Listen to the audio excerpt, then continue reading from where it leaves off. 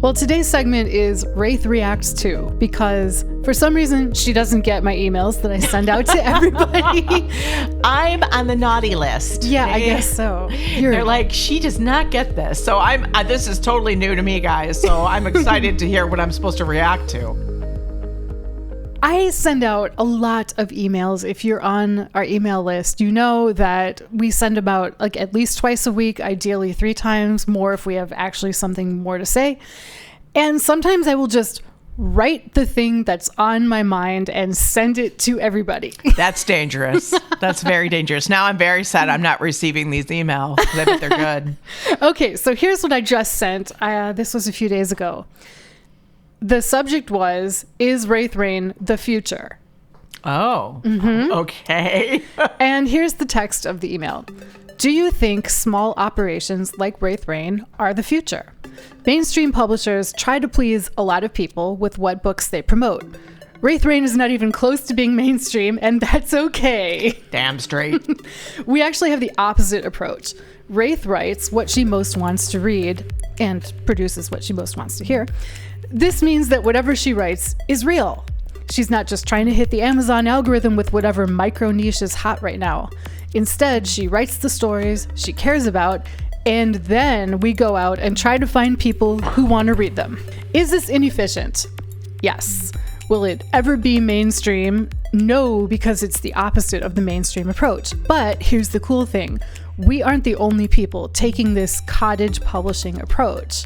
We are seeing a lot more niche writers print their own hardcovers, including box sets and fancy stuff, outside of Amazon, create their own audiobooks without Amazon's ACX program, run Patreon subscriptions, that kind of thing, where they can stay in the sweet spot of what they love and what readers also love, regardless of whatever the hot new micro niche is now. So what do you think? Are we the future? If you have more examples of this, let us know. Do you support any other indies like us? And so usually when I send out these emails, I don't get that many responses because, it's kind of rhetorical. But this case, I think I really hit a nerve because people actually wrote back. Cool. All right. Now this is exciting here. Yes. And so I want you, first of all, tell me what you think about what I wrote. Well, one of the things that I do think is new, which is really cool, is I think a lot of these incredible, especially romance authors, are always on the bleeding edge of discovering new things and doing new things. So they no longer are really handcuffed by whatever their publisher is going to do. So they can do the things that their publisher might never have given them the money to do. Oh, yeah. It's like foil and beautiful, merch and all this kind of good stuff. I think Brandon Sanderson, ironically, is the really one leading the way, as he recognizes that he doesn't really need a publisher to do this amazing stuff. In fact, it gets in his way. And I know he does think for mainstream publishers too, but he makes, bank on his stuff, giving things on books that he just, I just wrote 4 books because I had nothing better to do and I think you guys will like them. Let me do these incredible box sets. But I am now seeing, like you are, a lot of independent authors offering these things that only the tip top best of the best, the mainstream publishers might have done for them and maybe not even. I think a lot of things are just more possible with improvements. I'm not going to say it's A+ perfect in print on demand stuff.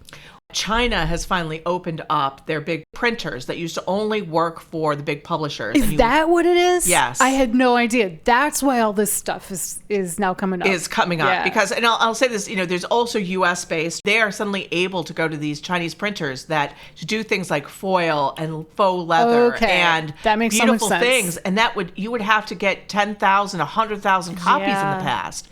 Now you can get as low as 1. And they'll do it. I mean, it'll cost you the arm and a leg and an earth, but they will literally do it for you and ship it to you. And that is opening it up to authors who have rabid fan bases, but they may not have 10,000 fans who are going to purchase any given book.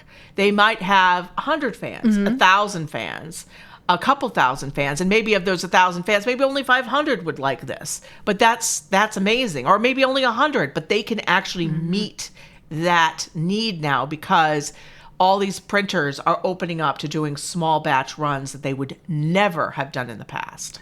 I want to tell you a story about when I first tried to get a manga printed. Oh, now, God. I know this story.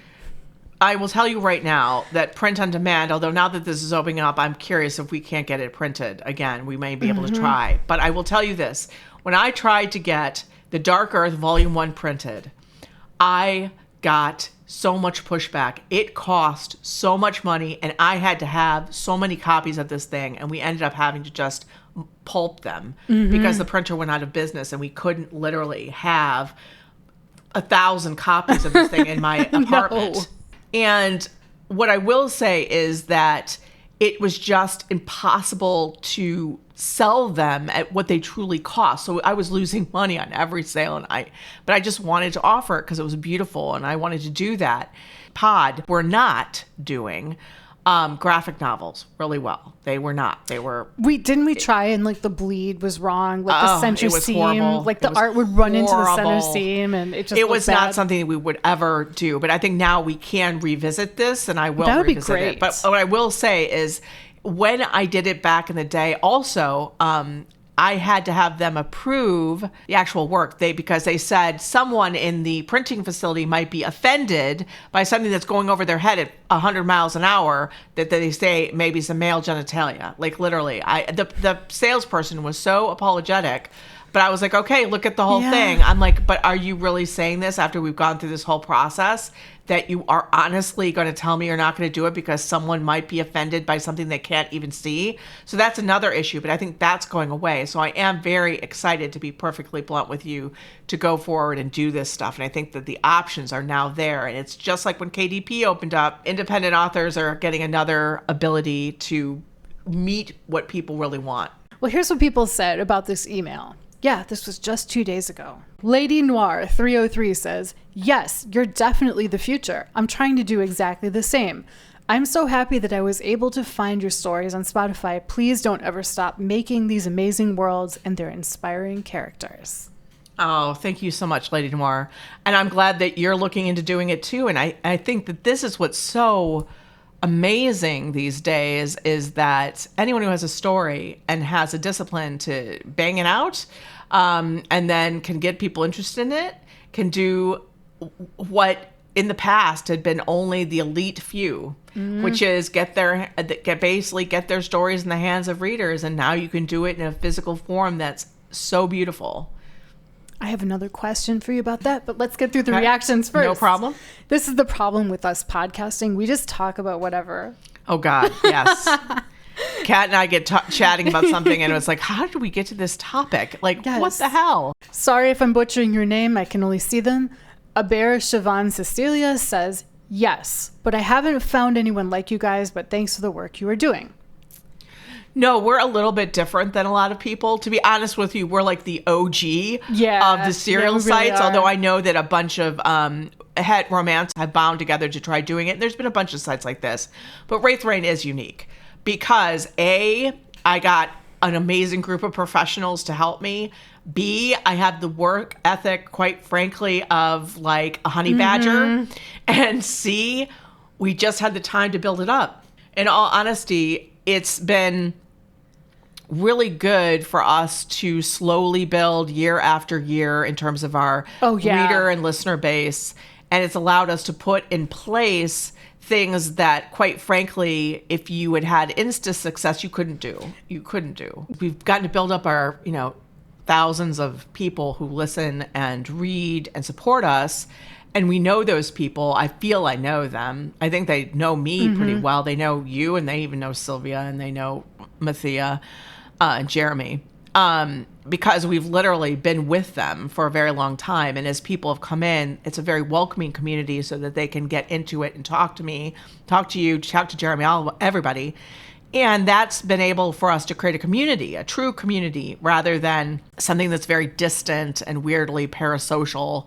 I mean, yes, I suppose this is parasocial too, but Kind I don't know. of. It I doesn't don't feel know. like that. We don't have our Instagram voices on. We don't No. pretend to be anything other than who we are, which is a few nerds in a room. Exactly. Like, Exactly. I mean, I this just is figure, we're just people who like all the same things. So Yeah. if I met you in person, I'd like you too, because again, we like the same things. So we're just meeting over the internet. I don't think anyone would be surprised if they met us in person. They wouldn't be like, oh my God, you're nothing like what you come across on YouTube. No, we are exactly the same people. Unfortunately, we're exactly the same people. Nicole Matos says, hey, yeah, I think niche writers are going to be more popular in the future. I don't think it's going to make mainstream platforms disappear, at least not for a long while. I do support other indie writers, but more on the webtoon digital comic side, because there are some platforms that don't allow certain topics or certain images to be shown. What a surprise. And so authors publish uncensored chapters on their website, Patreon, Ko-fi, or whatever. I think it's more common in the webtoon world, but finally the book world is catching up. That's very true. Yeah. I think that when I was really funny, when independent publishing really became a thing and KDP, I remember in the beginning, like 2011, 2012, people still wanted to be published by like the big six at that time. Now, literally, the publishers are watching what independents are doing and trying to copy that. Draco Dawnstars writes, hello, Wraith and Company. Hell yes, you are the future. I love your stories so much because I could never and can never still find them in mainstream media. Sure, mainstream is starting to get there with LGBTQ stories, but for me they seem so watered down. Or Disneyfied, as we say in my house. Yes. I follow and have supported so many independent authors and creators that you all have unlocked worlds of my favorite stories that I've always wanted to read, explore, and experience. They're like Craven Comics, Black Sands Entertainment, just a whole bunch of people that I will probably publish in the show notes here. All of these independent authors have created such epic works, from books to graphic novels, artwork, and now even animation. So yes, you, Wraith Rain, and other independent authors are the future because honestly, in my opinion, mainstream has become so boring and predictable. I was really thinking about, The Acolyte. Star Wars is The Acolyte was canceled. I didn't actually watch it because I am so disgusted with them. Oh, my dad with all was of talking about this too. He's not a hardcore fan, but he was like, this is boring. This is terrible. This comes from the people writing it not loving the genre and not understanding the source material. And you have to love what you write. I write what I love.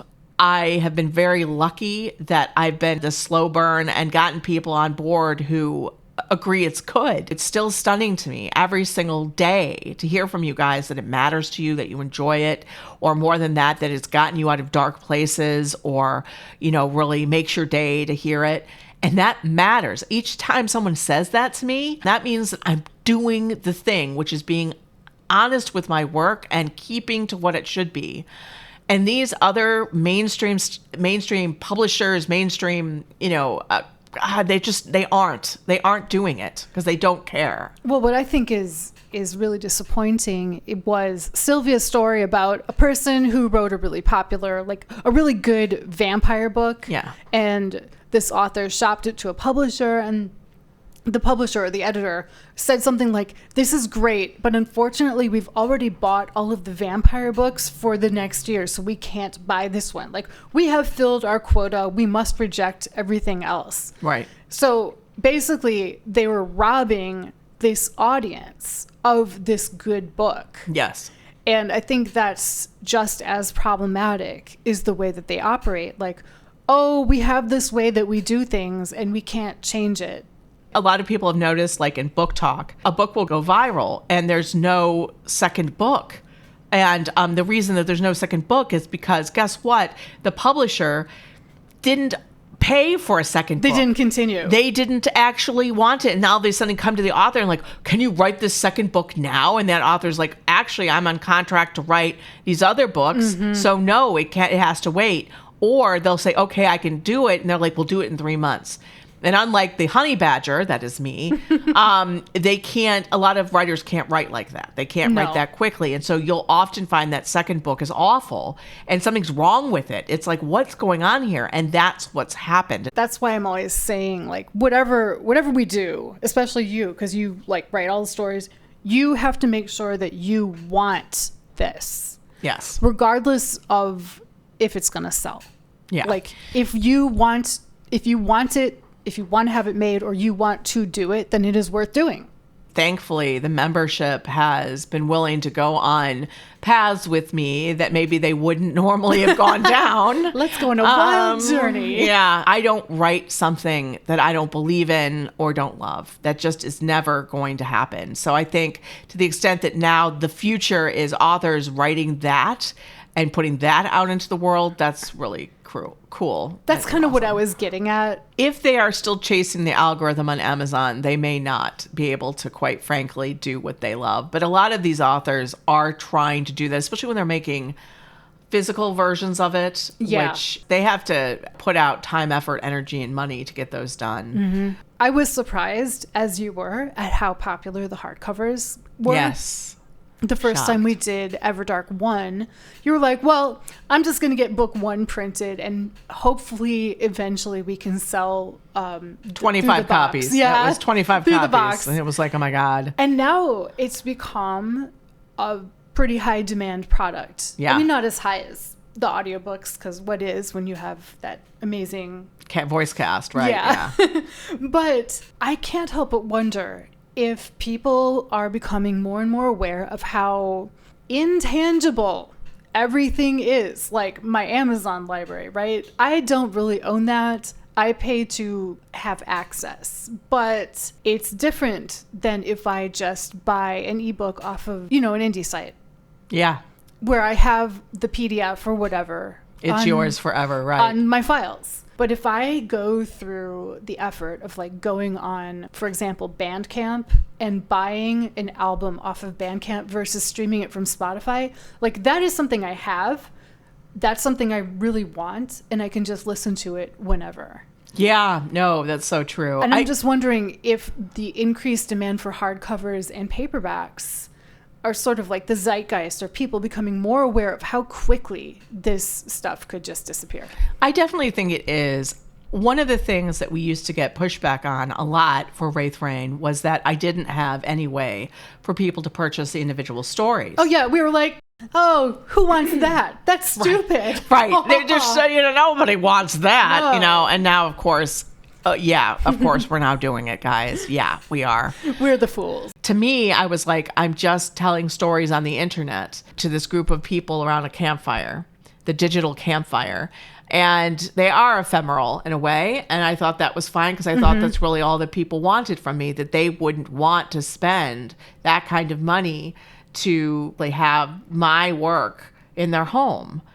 I was completely and utterly wrong. I will own that. And I'm really glad that people are seeing this as like the future, and that they're looking at, supporting all these independent authors and everything like that. Yeah.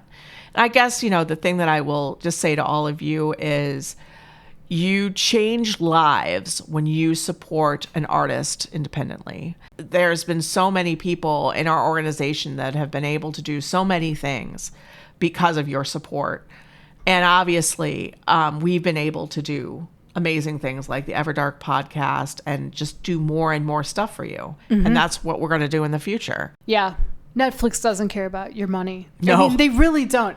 No. If you've ever tried to get customer service from them, you know about that. So, and that's and one last thing is just like, and I think also when we've been nervous about bringing out about any project is that it really is me, Kat, Sylvia, Jeremy, Mathia, and T-Wolf. That's it. You guys know That's us.